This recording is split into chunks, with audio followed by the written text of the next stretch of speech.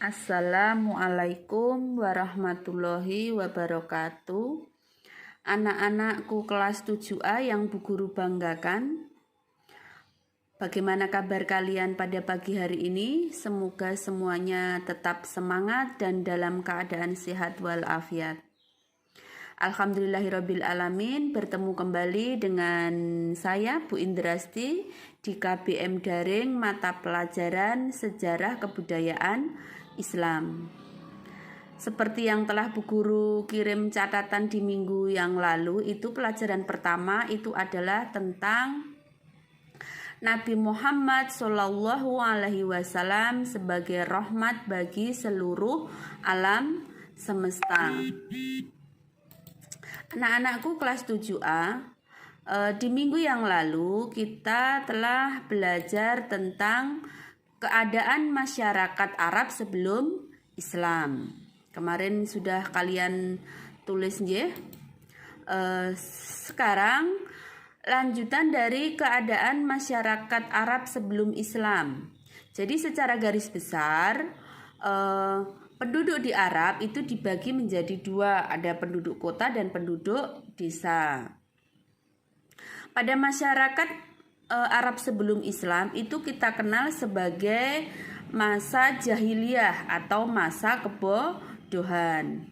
Disebut jahiliyah itu bukan karena tidak berilmu, tetapi karena penduduknya kebanyakan suka berbuat kejahatan.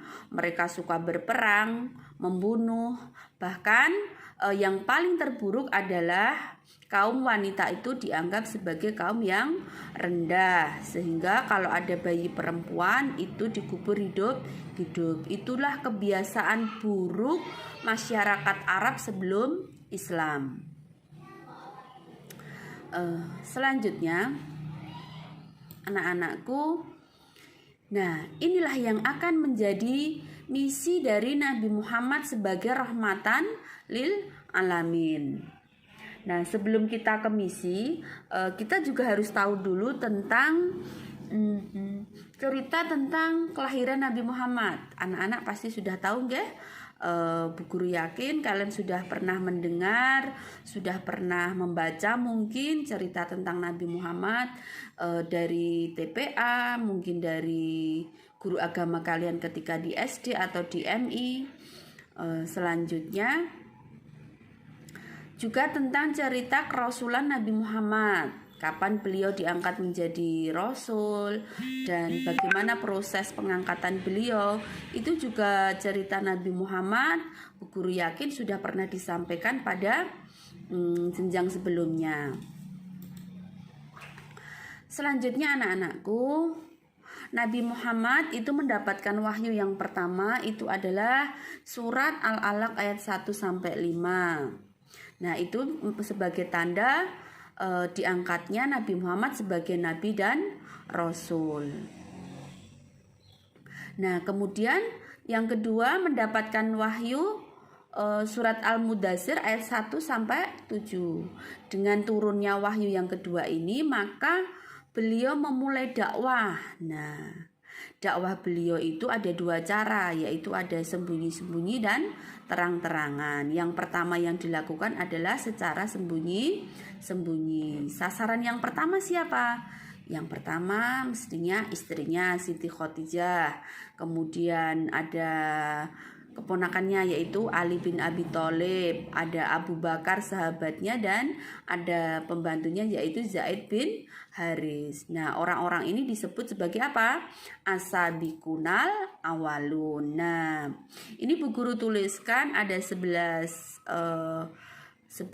orang yang sudah berhasil masuk Islam pada dakwah secara sembunyi-sembunyi yang disampaikan oleh Nabi Muhammad.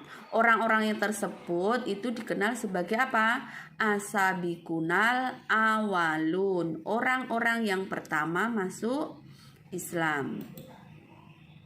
Nah, jadi itu tadi dakwah secara sembunyi-sembunyi. Secara sembunyi-sembunyi kurang lebih dilaksanakan selama berapa? 3 tahun. Kemudian dakwah yang kedua itu dakwah secara terang-terangan. beliau berdakwah secara terang-terangan itu setelah mendapatkan wahyu, yaitu berupa surat Al-Hijr ayat 94. Dengan semangat yang tinggi dan pantang menyerah, langkah yang pertama dilakukan Nabi Muhammad adalah mengumpulkan warga kota Mekah di Bukit Sofa. Nah, itulah yang dilakukan Nabi Muhammad untuk berdakwah di kota Mekah. Nah, sekarang ini apa misi dakwah Nabi Muhammad di Mekah? Nah, dakwah Nabi Muhammad di Mekah itu intinya itu mengajak masyarakat untuk menjadi rahmatan lil alamin. Jadi seperti yang diceritakan di awal tadi, kondisi keadaan Mekah yang sangat memprihatinkan, nggih. Nah, jadi misinya itu mengajak masyarakat agar menyembah hanya kepada Allah, yaitu kembali ke agama tauhid yang pernah dibawa oleh Nabi Ibrahim. Yang kedua, mengajarkan adanya hari kiamat. Yang ketiga, mengajak masyarakat berbuat baik dan berakhlak terpuji. Jadi meninggalkan kebiasaan-kebiasaan buruk pada masa jahiliyah. Yang terakhir, mengajak masyarakat dan menegakkan keadilan, persamaan derajat antara laki-laki dan perempuan. Nah, dari pelajaran yang kita pelajari pada pagi hari ini, yang terpenting adalah ibrah. Apa itu ibrah?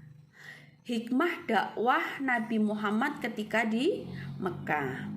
Jadi setelah kita mempelajari dakwah beliau, kita harus mengambil hikmah. Bu Guru di sini menuliskan ada 1, 2, 3, 4. Nah, tugas kalian di sini ini nanti adalah ini.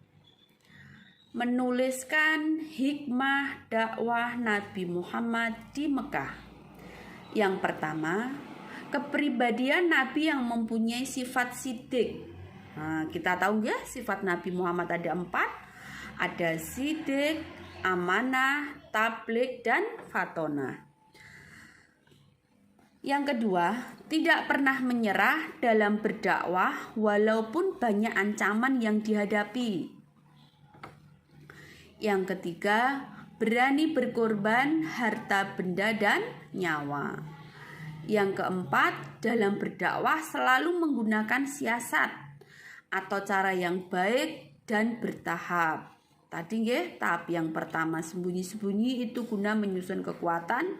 Yang kedua secara terang-terangan atau terbuka. Jadi hal-hal yang diteladani dari perjuangan dakwah Nabi. Jadi ada 2 yang ditulis nggih, hikmah dan hal-hal yang diteladani.